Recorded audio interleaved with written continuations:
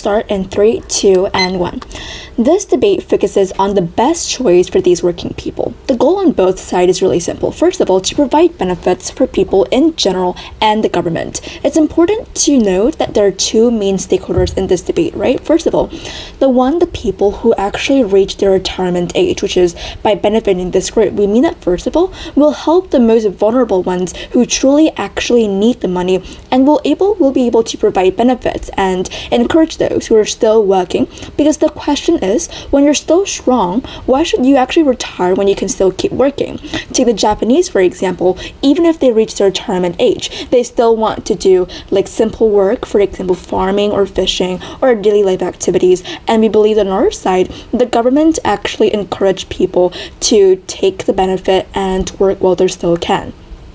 As for the government, first of all, the government will be able to maximize resources for other important sectors. The question is, why should the government provide pension to those who are capable of working or who have enough resources to provide for themselves, when they can better use those resources to provide better salary or working conditions for them? Not only is this more beneficial, whether contributing to society and the economic sector, but also reducing the mindset, which is like, for example, old people are a burden or they need to relax once they reach their retirement age. They can provide better salary and working conditions for these people instead of having to give pensions to them. At least on our side, we actually care for the most vulnerable ones, the weakest ones, while opposition just simply say that, oh, we also need to care for the unemployed or everyone deserves so. In this speech, we'll provide more clarification and we'll weigh and we'll prove to you why on our side deserves to win this debate.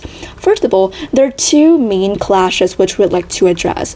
On the first one, which is on fairness, right? Because the principle here is that we have strongly framed how fairness is need-based. We don't just give financial aids to students from rich families, right? We don't give social welfares to those who are rich, like millionaires. The same thing is applied to the state pension.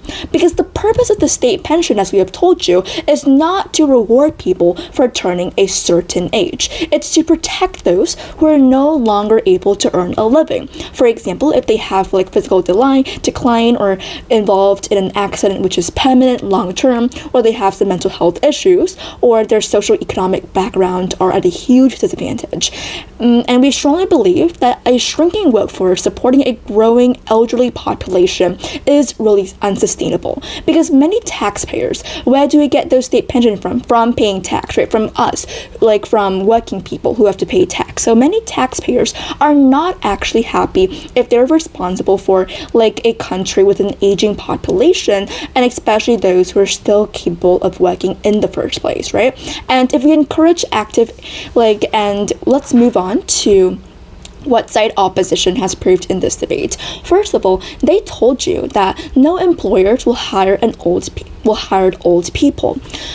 Well, let me remind you that even though, yes, old people, they cannot work in advanced sectors like technology, but there's still a lot of like situations out there. For example, in parliament, for example, most of the times people who work in parliament or in the political aspect, they're old. Like they're maybe 50 years old, 60 years old, or they can be 40 years old. So most of the time, those people who work in parliament can still be young enough. What matters is their knowledge and experience. It doesn't matter whether they're weak. It doesn't matter whether they think that the employers are old and they can't hire a person who is old. What matters is their knowledge in the first place.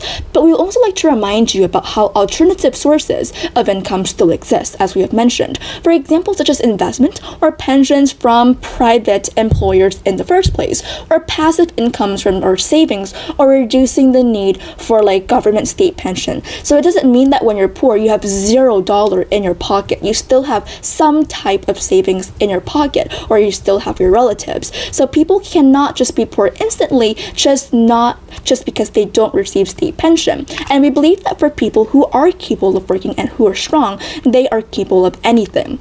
And we also like to mention the fact that most of the time, the state should prioritize support from those who truly are unable to work, while encouraging others to remain active in the workplace or in other fields which they enjoy, which can also benefit their mental and physical health too, because states should also focus on supporting those with like real physical or mental limitations, not just on wealthy or healthy retirees. This actually helps vulnerable people, especially the ones who have to work a lot on labor or construction sites, etc. And the current system, as we have mentioned in second speech, is actually full of inefficiency. We're actually wasting limited funds on people who actually don't need help, while the truly vulnerable remain undersupported.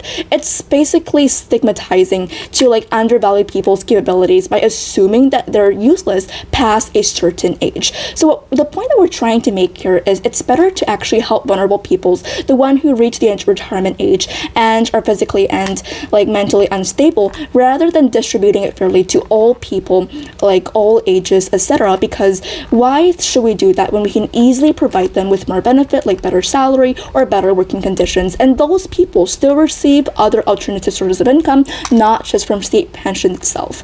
And they also talk about how everyone like has the right to get benefit when they reach the age. Yes, we don't clearly understand what their stance is in this debate any longer, because firstly, their first speech is all about how the government should help the unemployed. Now they talk about how everyone has the right to receive this benefit. We just simply ask opposition a simple question. Why do people stop working in the first place? People stop working mainly because they're incapable of working anymore, or they reach old age, or that they want to focus on other things. And that's the reason why most of the time people stop working. When they're passionate about it, even if they reach old age, they will still keep working on the sectors on their side of the house. Now we'll move on to inefficiency, right? Because on the other side, they mention how there are still people who are struggling with their jobs or cannot find jobs, and this we should give pensions to those who are unemployed. They're basically misunderstanding the motion altogether, because they don't even understand what state pensions are in the first place. Pensions are meant to support those who can actually never return to the workforce due to their like incapacity, due to physical or mental will not take that, and not those who are just temporarily jobless or going through a rough situation. For those who are unemployed, why should we give them state pension in the first place? Because the role of unemployment benefit, there are unemployment benefits, there are job training programs, or employment support services, but we believe that state pensions are those for those who are permanently cannot work anymore.